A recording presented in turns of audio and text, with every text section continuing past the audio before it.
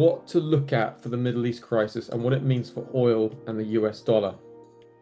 Now, a couple of things to note. So first of all, if you just take a look here at oil prices, you can see technically they've just pulled up to this key resistance level, right? You've got this descending trend line. You've got 1-2 touches, that's a third touch, but obviously a false break of that descending trend line. Prices moved up to that 76 region and pulled back. Now, the reason for oil pushing up was the prospect that Iranian supply might be interrupted due to the ongoing conflict. However, the reason oil prices are pulling back now on Monday is because the supply hasn't been interrupted at this stage. Now, Iran is producing about 3.3 million barrels of oil per day, and they export 1.7 million barrels per day. So should there be some Iranian oil disruption and the conflict escalates in the Middle East, and there's some definite interruption to Iranian oil supply getting into the market, then ING see oil moving up to $80 per barrel. So there is a $10 risk premium that could be priced in should there be some concrete disruption of supply.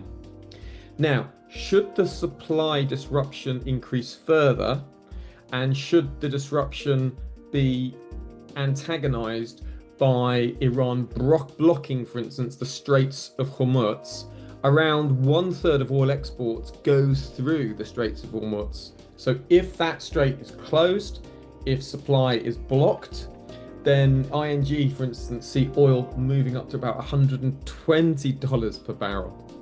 So if Iranian oil supply comes offline, look for oil to move to $80.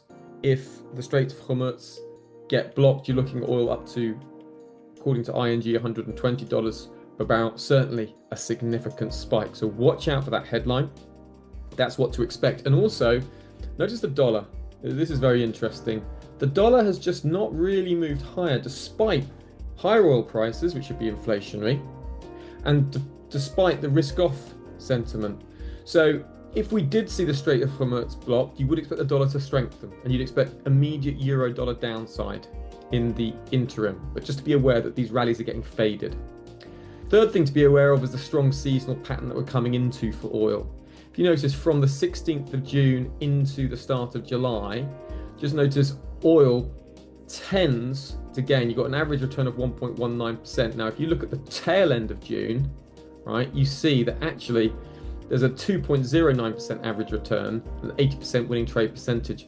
So there is a bias for upside towards the end of the month. So the key lesson here is watch out Iranian oil supply getting blocked or the Strait of Hormuz getting blocked.